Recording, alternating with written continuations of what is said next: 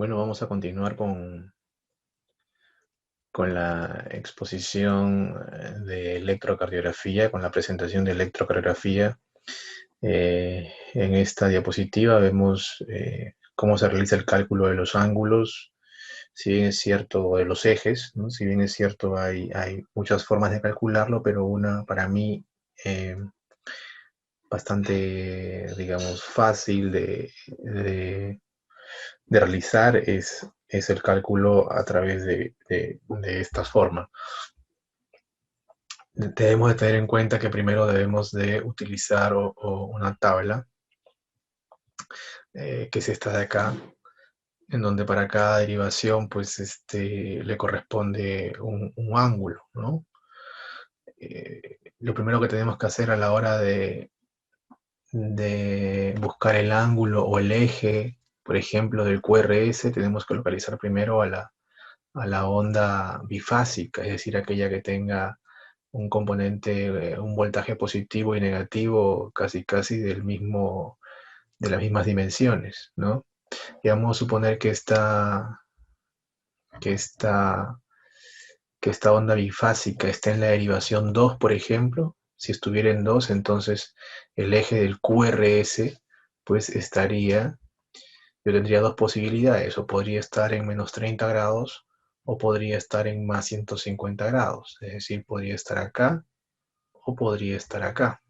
Entonces, ¿de qué depende de que esté arriba o abajo? Va a depender de cómo esté este complejo QRS en la derivación 1. Y si en la derivación 1 este complejo QRS es positivo, es decir, hay una onda R predominante, entonces tomaré el valor de arriba, ¿no? Si en la derivación 1 el complejo es positivo, tomaré el valor de arriba, entonces será menos 30 grados.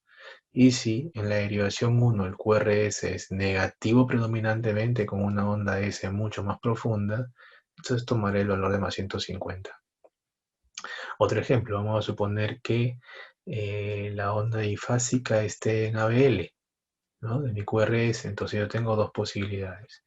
O el eje del QRS está en más 60 o está en menos 120, ¿no? Es decir, puede estar en más 60 o en menos 120. Entonces igual me voy a la derivación 1 y si en la derivación 1 mi QRS es predominantemente positivo, es decir, hay una onda R predominante, entonces tomaré el valor de arriba, más 60. Y si mi onda S es la predominante, es decir, mi complejo es negativo, tomaré el valor de abajo de menos 120. Pero ¿qué pasaría si esta onda bifásica está en la derivación 1? Si está en la derivación 1, yo tengo dos posibilidades. O que sea más 90 o que sea menos 90 mi eje. Más 90 o menos 90. En este caso, ¿con quién compararía mi complejo QRS? Con ABF. Entonces, solo en el caso que la onda bifásica caiga o estuviera localizada en la derivación 1, yo me voy a ABF para ver cómo está mi complejo QRS. Y si el complejo QRS es positivo, es decir, una onda R predominante, tomaré el eje como más 90 grados. Y si mi QRS es con una onda S predominante, tomaré menos 90 grados, ¿sí? Entonces, para el caso de que la onda cayera en 2, en 3, en R, en L o en F, lo que tengo que hacer luego es ver cómo está mi complejo QRS en 1, y si es positivo, tomaré los valores de arriba, y si es negativo, tomaré los valores de abajo. Si es una onda R predominante, tomaré los valores de arriba, si es una onda S predominante, tomaré los valores de abajo. Y solo para el caso de que la onda bifásica estuviera en 1, entonces esto lo comparo con F. ¿Eh? Bueno, ¿y cuántos son los valores normales del eje del QRS? El eje del QRS va desde menos 30, desde aquí, hasta más 110. Ese es el eje normal del QRS. Podemos también hallar el eje de la onda T, el eje de la onda P. Nos sirve para determinar algunas alteraciones, en el caso de la onda P para determinar crecimientos auriculares y en el caso de la onda T para hallar alteraciones en la repolarización que pudieran estar, por ejemplo, asociadas a hipertrofias ventriculares o cuadros isquémicos, ¿no? Entonces también es importante obtener el eje de la onda P y de la onda TC de la misma manera. Busco en este caso, si quiero hallar el eje de la onda P, la P bifásica, ¿no? Y aplico lo que ya hemos estado hablando. Y en el caso de la T también localizo la T bifásica y sigo el procedimiento que he estado describiendo, ¿no?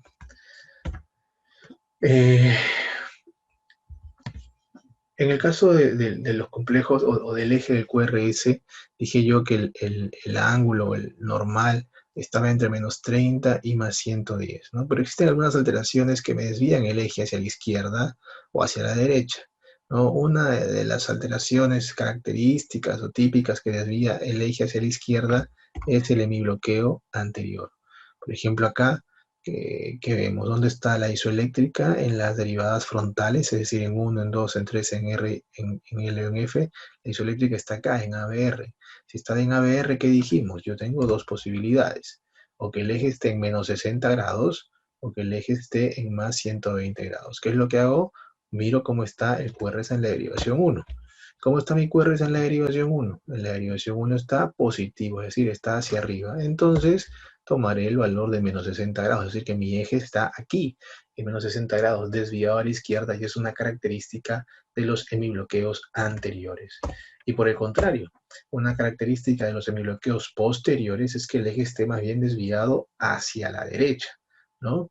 Es decir, hacia acá, por encima de +110, 120 o 130. Vamos a ver aquí.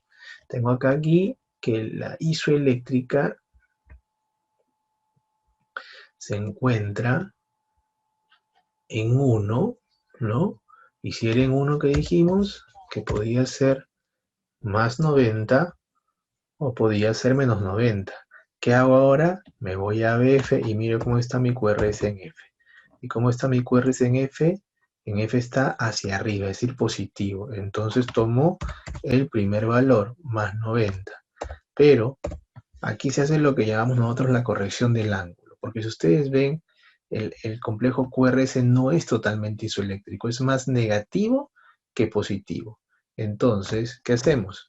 Dijimos que el eje pudiera estar en +90, pero el complejo QRS no es totalmente isoeléctrico, tiene un componente negativo más grande que el positivo. Entonces eso quiere decir que el eje que estaría acá se está alejando de la derivación 1, porque recuerden ustedes lo que dije anteriormente, ¿no? Cuando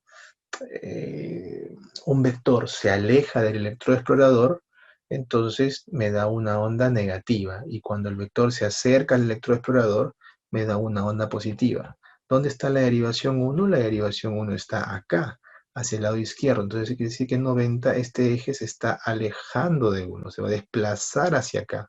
Más o menos lo podemos desplazar unos 15 grados, y con eso ya estaríamos con un eje en +105 grados, ¿no? Casi un poco desviado hacia la derecha, ¿no? No es un ejemplo típico, no es el mejor ejemplo típico de un bloqueo posterior, pero sirve como ejemplo para, graficar de que los hemibloqueos posteriores suelen desviar el eje hacia la derecha y los hemibloqueos anteriores hacia la izquierda. Bueno, con los hallazgos de los ejes, tanto de la onda P, del complejo QRS y de la onda T, pues termina la primera parte de la evaluación cuantitativa de un electrocardiograma, ¿sí? Pasamos luego a la evaluación cualitativa, y aquí vamos a evaluar pues las ondas, ¿no? La onda P, la onda QRS y la onda T, ¿no? Entonces, para el caso de la onda P, ¿qué es lo que podemos determinar con una onda, con las alteraciones de la onda P? Pues crecimientos auriculares, ¿no? Si tenemos una onda P, por ejemplo, ancha, como esta de acá, omellada, y en la derivación 2 y en la derivación B1 una onda P predominantemente negativa, decimos que estamos frente a un posible crecimiento auricular izquierdo. Y si tenemos una onda P no ancha, sino alta en la derivación 2, con una onda P en la derivación B1, con un componente positivo bastante predominante o predominante, entonces podemos hablar de un posible crecimiento auricular derecho. Lo normal en la derivación B1 es que la onda P sea bifásica de esta forma, y cuando yo encuentre alguna de esas alteraciones puedo hablar de crecimiento auricular derecho o de crecimiento auricular izquierdo. Los ejes también nos sirven. Los ejes también nos sirven porque si hallamos el eje de la onda P, ¿no?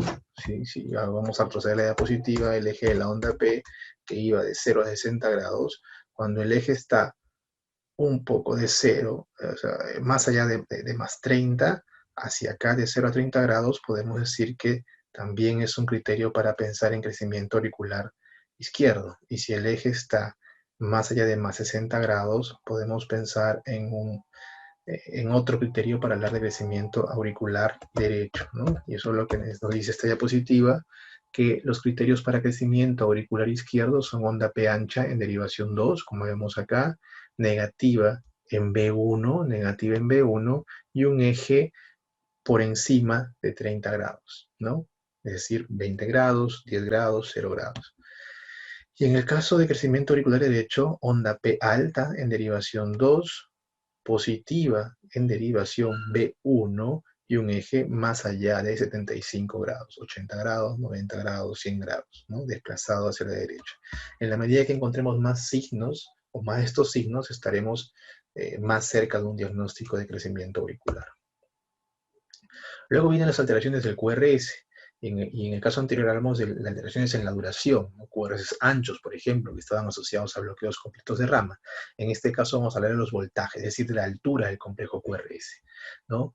Y podemos encontrarnos voltajes altos o voltajes bajos. Los voltajes altos generalmente están relacionados a hipertrofias ventriculares. Los voltajes bajos están relacionados, bueno, a muchos problemas. Pudiera ser uno de los más frecuentes, ¿no? El derrame pericárdico severo, ¿no?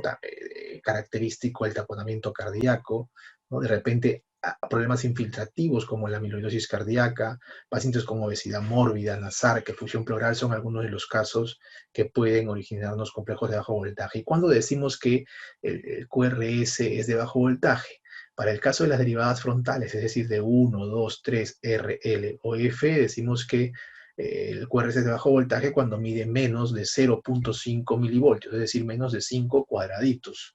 En el caso de las precordiales, cuando mide menos de 0.7 milivoltios. Los voltajes altos, por el contrario, están relacionados a hipertrofias ventriculares, derecha o izquierda. No voy a mencionar los criterios para hipertrofia derecha o izquierda específicamente, eso ustedes lo pueden encontrar en internet, pero lo que les puedo sugerir es que no tienen por qué aprenderse todos los criterios. Basta con que se aprendan 5 criterios bien aprendidos y van a poder hacer un diagnóstico adecuado de problemas de hipertrofia ventricular derecha o izquierda. Aquí, yo, por ejemplo, los criterios que más utilizo son el índice de Sokolov, el índice de Lyon, Cornell y la escala de Ron-Gillespie, ¿no? Que es la que está acá. Con esto, de verdad, que para mí es suficiente para determinar hipertrofia ventricular. En este caso, hipertrofia ventricular izquierda, ¿no? Aquí, por ejemplo, tenemos un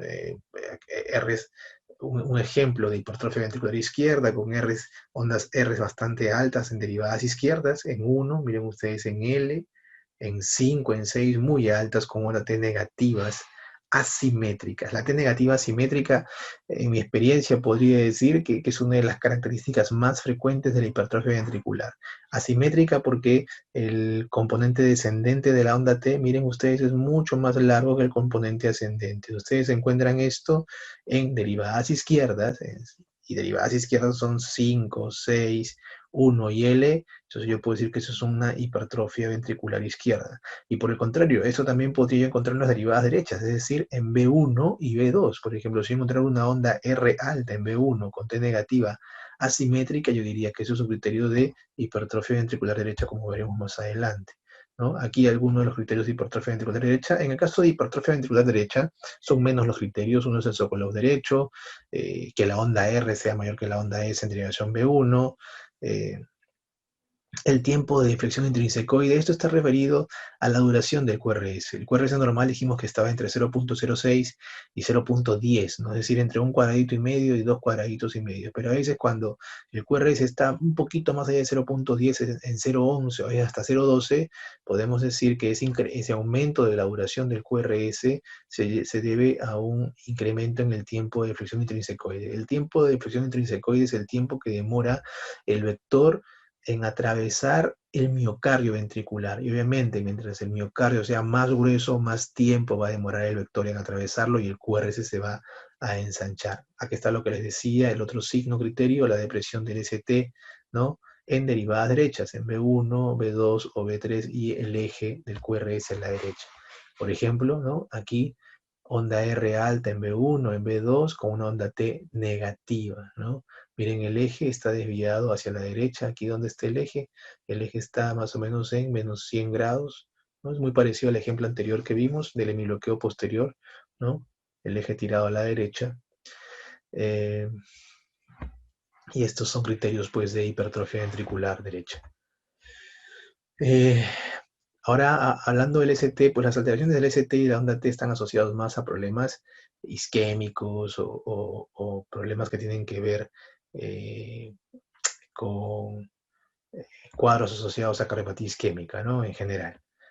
Podemos tener, por ejemplo, elevación del ST o depresión del ST, ¿no? Para considerar una elevación del ST significativa, debemos tener una elevación mayor a 0.2 milivoltios para el caso de hombres o mayor de 0.15 para el caso de mujeres en derivación B2 y B3 y mayor de 1 milivoltio, de 0.1 milivoltios en cualquier otra derivación. Si encontramos estas alteraciones un poco sutiles, ya podemos hablar de elevación del ST. Yo no estoy hablando aquí de un SICA ST elevado, no, simplemente estoy hablando de elevación del ST. Un punto J elevado es una elevación del ST, ¿no? Y para considerar depresión del ST, en cambio, mire, es suficiente con un descenso o una depresión del ST mayor o igual a 0.05 milivoltios en dos derivaciones contiguas. La onda T, en este caso hablamos de inversión de la onda T simétrica, ¿no? Esta inversión se considera, pues, digamos, patológica cuando es mayor o igual a 0.1 milivoltios. Aquí tenemos unos ejemplos. Este es un ejemplo de onda T negativa asimétrica que vimos hace un rato. Esta es una onda de hipertrofia ventricular izquierda, ¿no? Aquí tenemos una onda T negativa más bien simétrica. Estas ondas T negativas simétricas son profundas, tienen más de 1 milímetro de profundidad y estas corresponden generalmente a cardiopatía isquémica. Si queremos ser más exactos, a una isquemia de tipo subepicárdica, ¿no? Igual acá tenemos otras ondas T negativas simétricas, ¿no? Que pudieran corresponder a procesos isquémicos, ¿eh? La onda T también puede desarrollar, o en general el segmento STT, puede desarrollar una especie de cubeta que sobre todo es muy visible en las derivadas izquierdas, en B5, en B6, en 1 y en L, ¿no? Esa es una característica de pacientes que toman digitálicos, ¿no? Si yo tengo un paciente que toma digoxina, por ejemplo, porque tiene su falla cardíaca y encuentro esta depresión, esta concavidad en el segmento STT, yo puedo decir que esto es un paciente con una impregnación digitálica adecuada. Esto no es un signo de intoxicación digitálica, es diferente, es un signo de impregnación, quiere decir que el fármaco está en una adecuada concentración en el cuerpo, ¿no? Y en cuanto a elevaciones del ST, pues la elevación del ST pudiera estar asociada a pericarditis, ¿no? Y una característica de la pericarditis, a diferencia de la elevación del ST en un síndrome coronario agudo, es que la elevación del ST en una pericarditis es cóncava, miren, es cóncava, segmento ST elevado, cóncavo, ¿no? Y además la elevación es difusa, ¿sí? A veces, para el caso de pericarditis, puede acompañarse, miren ustedes, este segmento PR, ¿no? Como es medio descendente. Entonces se llama depresión del segmento PR. Entonces, sus características de la pericarditis: elevación cóncava del ST, difusa y depresión del segmento PR.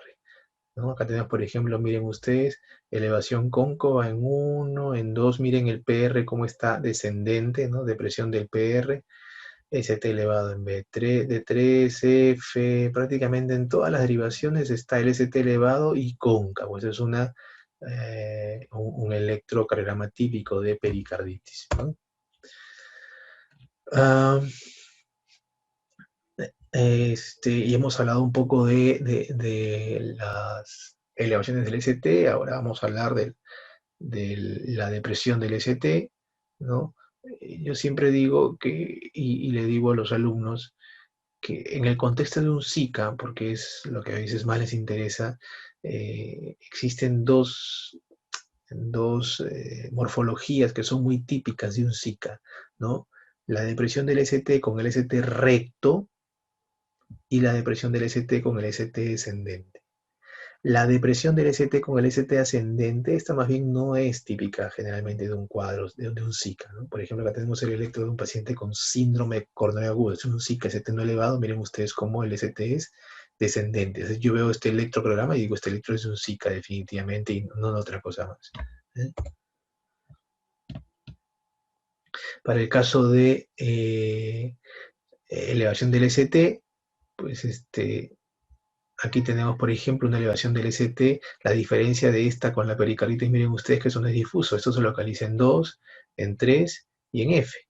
Por ahí en B5 y en B6. Pero no se localiza en ninguna otra masa a diferencia de la pericarditis, que era una elevación difusa. Esto es un infarto o un Zika ST elevado de la cara inferior. Existe una condición especial en el diagnóstico de Zika, que es cuando el paciente presenta un bloqueo completo de la rama izquierda. Y hasta hace unos años, yo diría casi un poquito más de 4 o 5 años, existían unos criterios de Sgarbosa para hacer diagnóstico de infarto en el contexto de bloqueo completo de rama izquierda. Estos criterios ahora fueron modificados y se agregó otro criterio para hacer de este algoritmo para darle mayor sensibilidad, ¿no? A ver, trataré de explicarlo de manera un poco sencilla y rápida. Ustedes miren, por ejemplo, en el caso del bloqueo completo de rama izquierda, teníamos un ensanchamiento del QRS y en derivadas izquierdas teníamos esta figura, ¿no? Es decir, una onda R predominante en derivada 1, en derivada L, en derivada B5, en derivada B6. Normalmente este QRS debería acompañarse de una onda T negativa, ¿no? Eso es lo normal en un bloqueo completo de rama izquierda. Pero miren ustedes lo que está pasando acá. Esta onda T negativa se hace positiva y el ST se supradesnivela. Entonces, este supradesnivel de más de 0.1 milivoltios, es decir, de más de un cuadradito, y acá tenemos dos cuadraditos, le daba 5 puntos según los criterios de Garbosa. Y con esto se hacía diagnóstico de infarto en el contexto de bloqueo completo de rama izquierda. En el caso de las derivadas derechas, como por ejemplo derivación B1 o B2, donde la onda S profunda marcaba la característica del bloqueo completo de rama derecha, y aquí la onda, el ST, más bien era un ST supradesnivelado, que es característico en el bloqueo de rama izquierda. Miren cómo en este caso desciende el ST. También el descenso de más de 1 milímetro también se considera como patológico y le da una puntuación de 3 puntos. Pero con 3 puntos no hacemos diagnóstico según Esgarbosa. Debemos tener los 5 puntos para Esgarbosa. Y existía otro criterio que igual en las derivadas derechas, ya sea B1 o B2, teníamos un supradesnivel de más de 5 milímetros, también podríamos considerarlo patológico. Obviamente todo esto en el contexto de un paciente que llega a la emergencia con dolor torácico, diaforesis y todo ese tipo de síntomas del síndrome coronario agudo, ¿no? Pero esto solo le daba 2 puntos. Bueno, debido a que esto tenía muy baja sensibilidad, entonces se cambió este criterio de aquí por este otro de acá, ¿no? Donde se decía o se pedía que se compare la elevación del ST, ¿no? Con la profundidad de la onda S. Hice buscar una relación, y si esta relación era de 0, menor de menos 0.25, pues entonces también se puede hacer un diagnóstico, ¿no? Entonces, por ejemplo, el algoritmo viene de la siguiente manera. Tengo un paciente en el que tengo sospecha clínica de un síndrome coronario agudo, entonces reviso su electrocardiograma y encuentro un bloqueo completo de rama derecha, de rama izquierda, perdón, le aplico los criterios de Garbosa, y si estos son mayores o iguales a 3, ¿no? Entonces el paciente requiere de una reperfusión inmediata y urgente.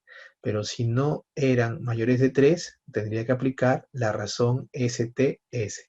Y si esta es menor de 0.25, recién allí lo paso a reperfusión urgente. Es decir, este criterio se utiliza cuando yo no alcanzo por esgarbosa la puntuación para diagnosticar un infarto en contexto de bloqueo de rama izquierda. Y para el caso de las ondas Q, nosotros podemos encontrar ondas Q en el electrocardiograma, por ejemplo, en la derivación 1, en la derivación B5, B6, pero no podemos encontrar onda Q en derivación B1 o B2. Si yo encuentro onda Q en derivación B1 o B2, ¿no? Entonces esa onda Q es patológica. Entonces la onda Q tiene ciertas características. Uno, que esté presente en derivadas derechas. En derivadas derechas no debería haber onda Q, ¿no? B1, B2, B3. Si yo encuentro onda Q, sea la dimensión que tenga, yo puedo considerar como una onda Q patológica y podría de repente estar haciendo un diagnóstico de una necrosis de la cara septal, porque B1 y B2 me marcan la cara septal. Y para otras derivaciones, para hablar de una onda Q patológico, tenemos que tener una onda Q mayor a 0.03 segundos de duración, es decir, casi un cuadradito de duración para hablar de una onda Q patológica. Y la onda Q, como ya sabemos, pues está asociado a necrosis, ¿no? Acá tenemos un ejemplo, creo que es un ejemplo repetido, ¿no? Ondas T negativas con ondas Q patológicas. En B1 miren una onda Q, en B2, en B3 y hasta en B4, ¿no? En B5 o en B6. Este paciente ha sido un paciente que seguramente con un infarto de la cara anterior, ¿no? Bastante extenso, y por eso que ha dejado una lesión importante en el electrocardiograma, o una alteración importante en el electrocardiograma, pero es así como se ven las ondas Q patológicas, ¿no? Aprovechando que estamos hablando de criterios de infarto o isquemia, pues los biomarcadores son una herramienta esencial en el diagnóstico de infarto, ¿no? Sobre todo en el diagnóstico de infarto de teno elevado. Y a veces en el elevado cuando hay duda diagnóstica por electrocardiografía. Entonces, hasta hace un tiempo, hasta hace un par de años, se utilizaba clásicamente la troponina, ¿no? La troponina para hacer diagnóstico de infarto. Pero ¿qué pasaba con la troponina? Que recién, pues, que tenía un periodo de ventana largo, de 6 horas, ¿no? Entonces, o con un paciente que llegara a la emergencia con 4 horas de dolor, yo podía encontrar una troponina negativa. Y eso podía hacer que demore mi diagnóstico y, por tanto, mi tratamiento. Y ustedes saben que infarto o tiempo en el contexto de infarto es sinónimo de muerte celular. Entonces, para no esperar tanto tiempo y poder hacer un diagnóstico precoz y temprano, pues se eh, investigó una troponina un poco más sensible a la que se le llamó troponina ultrasensible. Y esa troponina podía elevarse en la primera hora del infarto, ¿no? Entonces ya teníamos un paciente con 1 hora de infarto, y el paciente ya tenía valores elevados de la troponina ultrasensible, ¿no? Y a la siguiente hora otra elevación mayor, y podíamos hacer la famosa curva enzimática de la que hablamos siempre, ¿no? Entonces yo podía rápidamente hacer un diagnóstico, o puedo hacer un diagnóstico de infarto rápidamente con la troponina ultrasensible. Y es por eso que hoy por hoy se recomienda ya no solo troponina, sino troponina ultrasensible para hacer el diagnóstico de infarto. Esa troponina se eleva prácticamente de manera inmediata cuando ocurre un fenómeno isquémico. Ahí en la primera hora se está elevando ya la troponina, ¿no?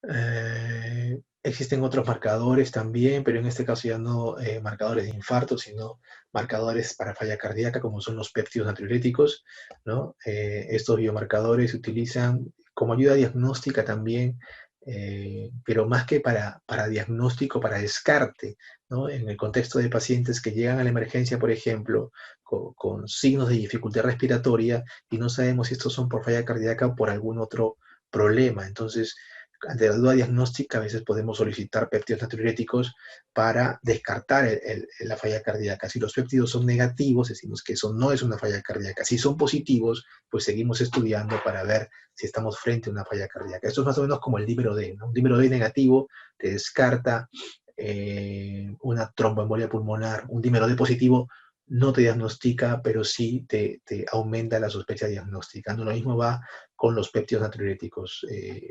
Sirven como descarte para el diagnóstico de falla cardíaca. Ahora, también se pueden utilizar para seguimiento. Tenemos pacientes que llegan con falla cardíaca establecida, sabemos que tiene falla cardíaca, y solicitamos péptido natriurético para ver cómo está llegando, con qué grado de deterioro viene el paciente, y luego el tratamiento, pues le pedimos nuevos péptidos para hacer un seguimiento y un monitoreo, ¿no? La idea es que los péptidos deberían ir bajando en la medida que la falla cardíaca vaya mejorando también, ¿no? Entonces nos sirve como marcadores para seguimiento, de tratamiento de la falla cardíaca y para pronóstico también. Pacientes que tienen péptidos natriuréticos altos, ¿no? En condiciones basales también son pacientes que tienen peor pronóstico que aquellos pacientes con péptidos más bajos, ¿no? Eh, Voy a hablar ahora de las alteraciones arrítmicas del electrocardiograma, y aquí son las taquiarritmias y las bradiarritmias. Perdón, aquí abajo cometí un error, son bradiarritmias, ¿no? Las taquiarritmias pueden ser QRS angosto, QRS ancho, y las bradiarritmias pueden ser por enfermedades del nodo sinusal o por bloqueos auriculoventriculares. ¿Cómo se enfoca una taquiarritmia?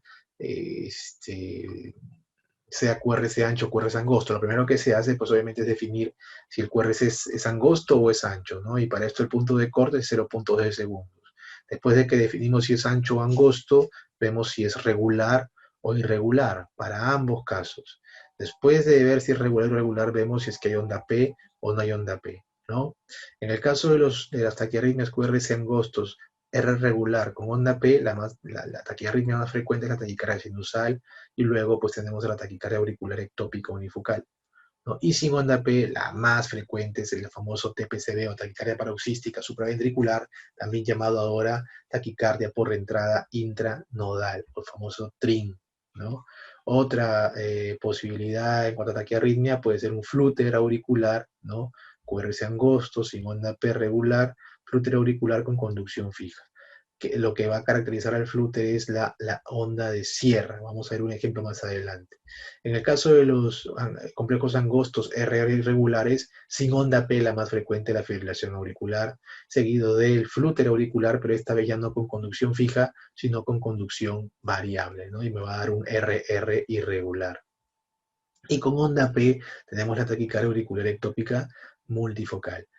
Todas estas taquiarritmias aquí acabamos de mencionar que son QRS angostos, todas las que he mencionado acá pueden transformarse en taquiarritmias QRS anchos si se asocia, por ejemplo, un bloqueo de rama derecha, un bloqueo de rama izquierda o un síndrome de preexcitación como el Wolff-Parkinson-White. Entonces, por ejemplo, si yo tengo un paciente con taquiarritmia QRS ancho, RR regular con onda P, podría estar hablando, por ejemplo, de una taquicardia sinusal o una taquicardia auricular ectópica unifocal, más bloqueo de rama derecha o bloqueo de rama izquierda o Wolff.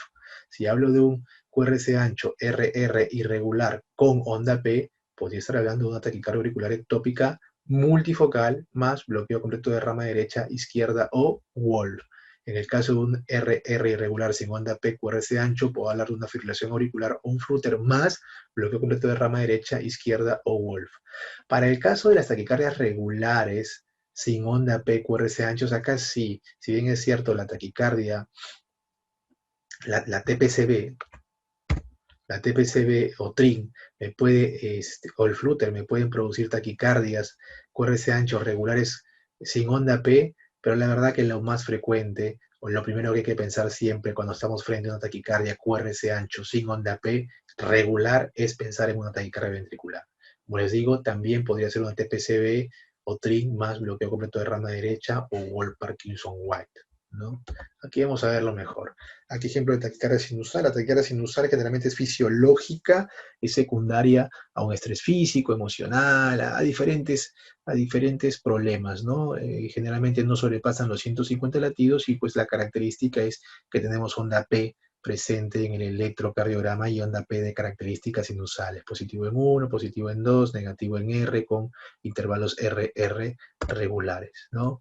Para el caso de las taquicardias regulares, QRS angostos, pero sin onda P, la más conocida, la TPCB, aquí las frecuencias cardíacas suelen ser mayores a 150 latidos por minuto, las ondas P no se ven, ¿no? Y vemos así un trazado muy ordenado, ¿no? Muy bonito, pero con una frecuencia cardíaca bastante elevada y donde no tenemos presencia de onda P, ¿no? La frecuencia cardíaca suele estar un poquito más de 150 latidos por minuto, a diferencia de la sinusal. El flúter auricular, el flúter podía ser regular, como en este caso, ¿no? O puede ser irregular, como en este otro caso, ¿sí? Entonces, lo que caracterizaba al flúter era esto, ¿no? Las ondas de sierra, que están presentes en 2, en 3, en F, y en B1 se ven como una especie de muescas, ¿no? Que también son las ondas de flúter. Entonces, las ondas de flúter lo vemos en 2, 3 y F, o en B1, ¿no? Ahora tenemos un ejemplo, miren ustedes, por ejemplo, si yo miro en un flúter la derivación D1, aquí no voy a encontrar onda de flúter. ¿Dónde lo voy a encontrar? En 2, en 3, en F, ¿no? Y en B1. En el resto a veces no se suele ver muy bien las ondas de flúter, ¿no? Por ejemplo, este es un flúter con conducción fija porque es regular. El RR es regular. La taquicardia auricular ectópica unifocal es una taquiarritmia regular porque es un solo foco el que está comandando la frecuencia cardíaca. También la taquicardia suele ser rápida, la frecuencia cardíaca puede llegar hasta los 200 latidos por minuto. Se va a ver onda P, pero la onda P no es de morfología sinusal, es distinta a la sinusal. Miren ustedes acá tengo una taquicardia, complejos RR regulares, aquí está la onda P, pero miren cómo es la onda P negativa en 2 y positiva en R. O sea, definitivamente esta no es una onda P sinusal, esto es una taquicardia auricular ectópica unifocal. La fibrilación auricular es una de las arritmias más frecuentes irregulares, ¿no? Es la taquicardia o es la arritmia más irregular, ¿no? Miren ustedes acá en esta derivada 2 larga, miren ustedes, bastante irregular el ritmo y no vemos pues presencia de onda P, ¿no? El diagnóstico de fibrilación auricular justamente se hace de esa manera. Ritmo irregular, sin onda P o ausencia de onda P. Yo tengo un paciente de este tipo o un electro de este tipo y esta es una fibrilación auricular. No hay onda P y complejos RR irregulares. Y en el caso de la taquicardia auricular multifocal, que la verdad que no es muy frecuente esta taquiarritmia, lo que vamos a ver también igual son ritmos irregulares, como en el caso de la fibrilación auricular, pero a diferencia de ella, de la fibrilación es que acá vemos onda P, de una onda P de una morfología, de otra morfología que está negativa, que está positiva pero más pequeña, aquí positiva más grande, incluso acá más picuda. Entonces, justamente la característica de taquicardia auricular multifocal es esta, ¿no? Que en una misma derivación, ¿no? En este caso estamos en la derivación 2, tenemos ondas P de 3 o más morfologías, ¿no?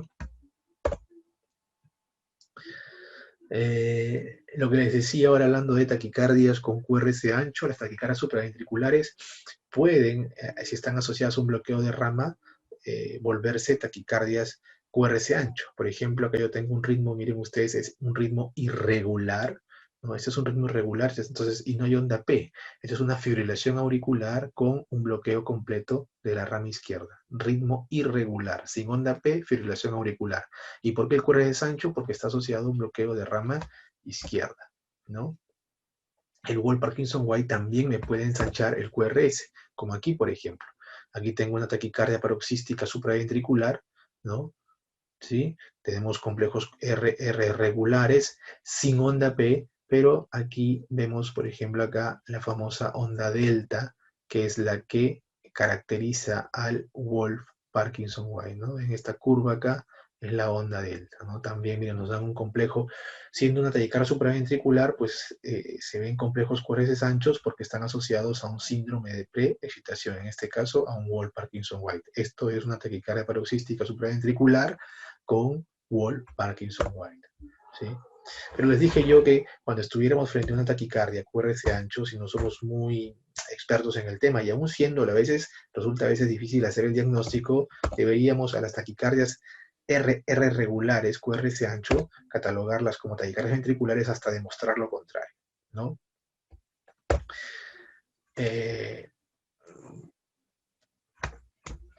Aquí alguna de las características de la taquicardia ventricular: el ritmo es regular, o sea, son complejos, QRS anchos, RR regulares, no hay ondas P, ¿no?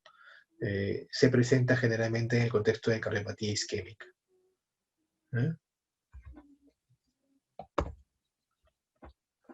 Aquí, por ejemplo, tenemos un paciente con un supra-NLST, ¿no? Que hace primero un problema de taquicardia ventricular y después entra, en este caso, a fibrilación ventricular. Por si acaso, la fibrilación ventricular no es una arritmia ventricular, esto ya es un fenómeno de parada cardíaca. Aquí lo que corresponde es la desfibrilación, pero nada, me pareció interesante el electro y por eso se los traje, ¿no?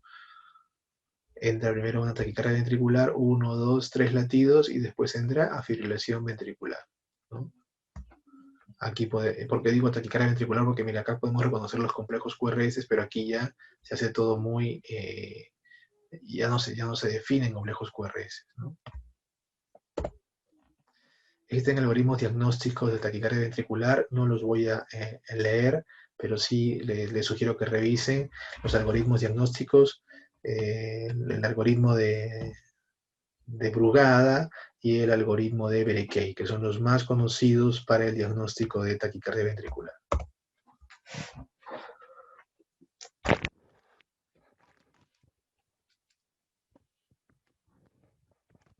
Por ejemplo, tenemos un electrocardiograma típico de taquicardia ventricular, ¿no? Complejos QRS anchos, intervalos RR regulares, ¿sí? Y ausencia de la onda P, ¿no? Entonces, este es un electrocardiograma típico de taquicardia ventricular. Aquí en esta diapositiva comparo los 3 electrocardiogramas que mostraba de taquicardia QRS ancho.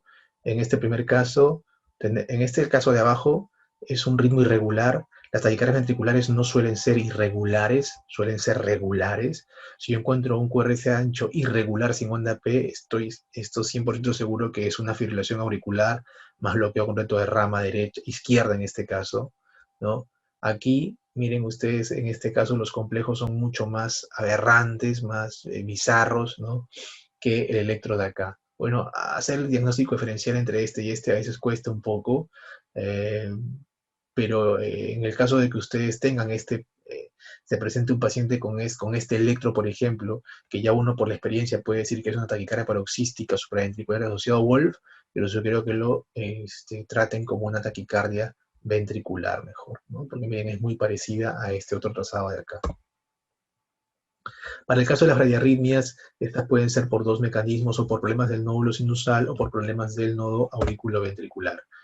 En el caso de problemas del nódulo sinusal, las más características son las pausas, ¿no? Pacientes que hacen un periodo de asistolia, ¿no? No hay actividad cardíaca, ¿no? Una pausa sinusal. Estos pacientes terminan generalmente en marcapasos, ¿no? Se consideran pausas significativas cuando sobrepasan los 3 segundos, ¿no? La bradicardia sinusal también severa, en este caso cuando está con latidos entre 30 y 35 latidos por minuto, por debajo de ellos también hablamos de enfermedad del nódulo sinusal y son pacientes que requieren marcapaso. Otra forma de presentación de enfermedad del nódulo sinusal es el síndrome de bradicardia taquicardia, ¿no? Esto generalmente es diagnosticado por Holter. Se le coloca un aparato al paciente durante 24 horas para que éste registre la actividad cardíaca, y lo que vamos a encontrar es esto, ¿no? Son periodos de taquicardia con periodos de bradicardia, así cambios bruscos, ¿no?, de frecuencia cardíaca, ¿no? En este caso es un paciente con fibrilación auricular y luego periodos o pausas muy, muy importantes, ¿no? Entonces eso es un fenómeno de bradicardia taquicardia característico de la enfermedad del nódulo sinusal, en donde el paciente también requiere marcapaso. Y por último, los bloqueos, ¿no? El bloqueo de primer grado, donde vemos un intervalo PR bastante prolongado, pero fijo. El PR siempre es constante, pero prolongado, más allá de 0.20 segundos. Para el caso del bloqueo de segundo grado, este puede ser MOVIX 1 o MOVIX 2, ¿no? El MOVIX 1 es donde la onda P se va prolongando, el PR se va prolongando poco a poco hasta que de pronto una onda P deja de conducir, ¿no? Y en el caso de MOVIX 2 es donde el PR es constante, PR constante, PR constante, pero de pronto una onda P deja de conducir. Nuevamente PR constante y una onda P deja de conducir, ¿no? Entonces la diferencia entre el Wenckebach y el MOVIX 2 es que el Wenckebach es donde el PR se va alargando de manera progresiva hasta que deja de conducir. A veces los fenómenos de Wenckebach pueden ser normales en pacientes que son vagotónicos, generalmente jóvenes y durante la noche, ¿no? Se puede registrar esa actividad de Wenckebach. Las alteraciones o los bloqueos de segundo grado tipo 1, como el Wenckebach, no suelen terminar en marcapaso. Las de segundo grado, MOVIX 2, estas generalmente sí suelen requerir marcapasos. Y por último, el bloqueo de tercer grado, donde pues aquí ya no hay conducción entre la aurícula y el ventrículo, las ondas P se disocian de los complejos QRS y van por su lado. Miren, no hay un segmento P, no hay un intervalo PR fijo. No hay un intervalo PR fijo, ¿no? Entonces la onda P ya se disoció totalmente, no hay conducción, no pasa nada de impulso por el no auriculo ventricular. Entonces la aurícula late por su lado y el ventrículo por el suyo, ¿no? Este es un bloqueo AV completo. Bueno, eso es todo. Gracias. Espero que esta pequeña charla les sirva para poder interpretar un poquito mejor el electrocardiograma. Hasta luego.